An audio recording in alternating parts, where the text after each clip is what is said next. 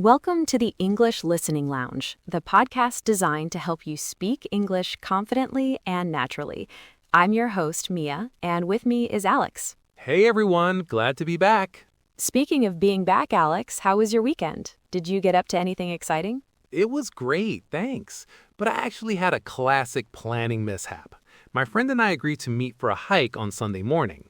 I showed up at 9 a.m. sharp, ready to go. He rolled in at 11:30 a.m. Oh no, the classic "what does morning even mean" problem. That's a perfect example of why being specific is key, which is exactly what we are diving into. Today we're talking about something we all do, making plans with friends. Have you ever felt nervous asking someone to hang out in English? Or maybe you didn't know how to say no politely? Oh, definitely. It can be tricky. Well, stick around because by the end of this episode, you'll learn how to invite, accept, decline, and reschedule plans like a pro. Sounds like a great plan, Mia. Exactly. So making plans is all about communication. You need to be clear, but also polite. Let's start with the first step, inviting someone. The key is to ask in a friendly and casual way. Right. You don't want to sound too demanding. Precisely. To show how this works, we're going to do a few short role plays.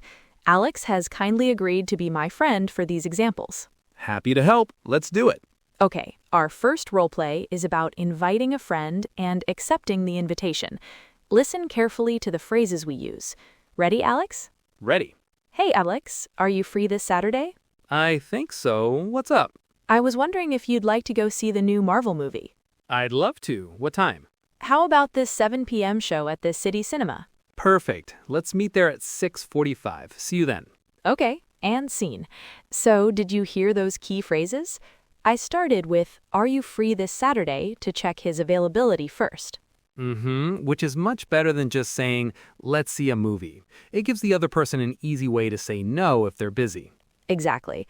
And my invitation was, "I was wondering if you'd like to," which is a very polite and soft way to ask. And my acceptance was enthusiastic. I'd love to. It shows you're genuinely happy about the invitation.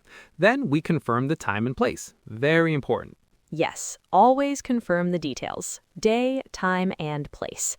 Okay, now for our second role play. This time, we'll demonstrate how to politely decline or say no to an invitation. This is a really useful one. Sometimes you're just busy. It is. Here we go. Hey, Alex, do you want to grab dinner on Friday night? Oh, I'd love to, but I'm afraid I can't. I already have plans. No problem at all. Maybe another time? Definitely. Thanks for the invitation, though. All right, let's break that down. Alex, you started your decline with, "I'd love to," but why is that important? It softens the no. It shows you appreciate the offer even if you can't accept it. It's polite. Right. And then you gave a simple reason.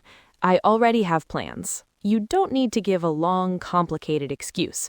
"I'm busy" or "I have plans" is usually enough. Exactly.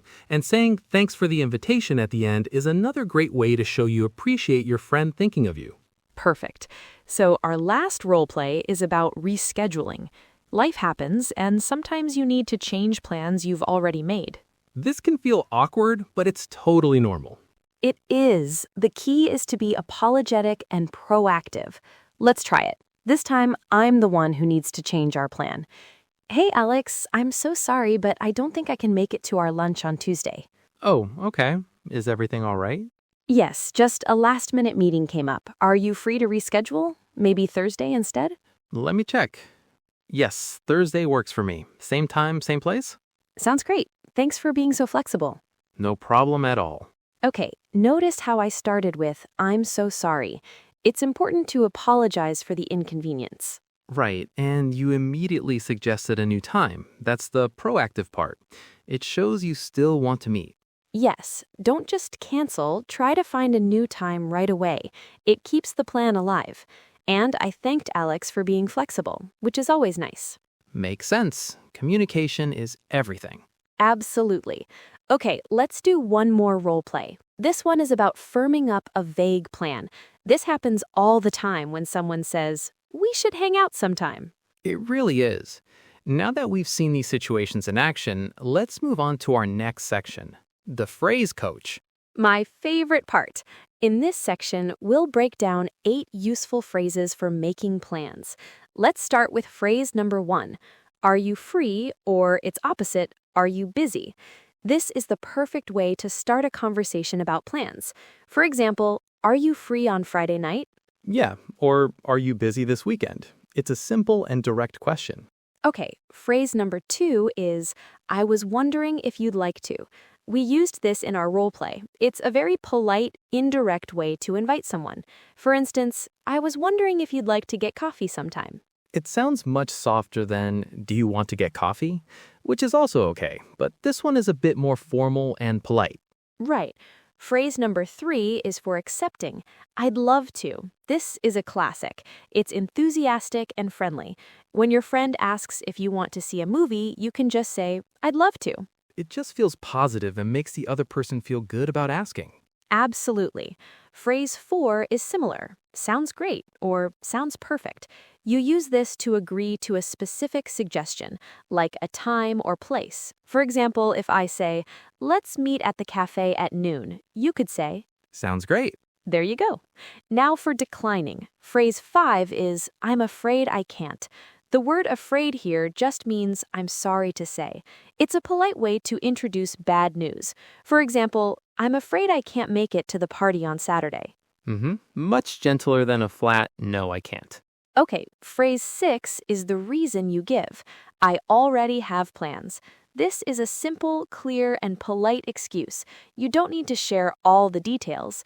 Sorry, I can't go to the beach. I already have plans. It's perfect. It's my go-to phrase when I'm busy. Me too. Phrase number 7 is maybe another time. This is great to say after you decline an invitation. It shows that you are still interested in meeting up in the future. It keeps the door open. Yeah, it shows you value the friendship, not just the single event. And finally, our 8th phrase is a fun idiom. Can we take a rain check? Alex, do you want to explain this one? Sure, taking a rain check means you are declining an offer now, but you would like to accept it at a later time. It comes from baseball, where games were canceled due to rain and people got a rain check ticket for a future game. So if a friend asks you to dinner and you're too tired, you can say, I'm exhausted tonight. Can we take a rain check? Great explanation. It's a very common and natural sounding phrase. So there you have it. 8 fantastic phrases to help you make plans. Now it's time to practice our pronunciation in our Repeat After Me section. Let's do this. I will say a sentence, and then I'll leave a short pause for you, the listener, to repeat it. After the pause, Alex will say the sentence so you can check your pronunciation. Ready? Here's the first one. Are you free this weekend? Are you free this weekend? Number 2. Do you want to grab a coffee? Do you want to grab a coffee? 3. I was wondering if you'd like to join us. I was wondering if you'd like to join us. 4. That sounds like a great idea. That sounds like a great idea. 5. Yes, I'd love to. Yes, I'd love to. 6. What time works for you? What time works for you? 7. I'm sorry, I can't make it.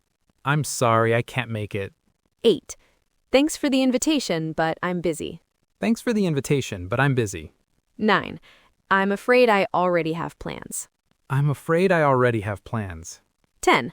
Can we reschedule for next week? Can we reschedule for next week? 11. Something has come up. Something has come up. And number 12. Let's do it another time.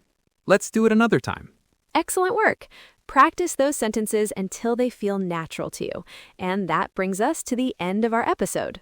Wow, that flew by. It did. So let's recap. Today, we learned how to make plans with friends in English. We covered how to invite someone politely, how to accept enthusiastically and confirm the details, how to say no without hurting anyone's feelings, and how to reschedule if something comes up. Remember, being clear and polite are the most important things. That's the golden rule. Now for your homework. We want you to put this into practice. Your task is to write 2 different invitations to a friend. You can invite them to a movie, to dinner, to the park, anything you like. Then write 2 polite ways to decline an invitation. Try to use some of the phrases we taught you today. It's a great way to make the language your own. It is. Thank you so much for listening to the English Listening Lounge. We hope you found this episode helpful. I'm Mia. And I'm Alex. Happy planning, and we'll see you next time.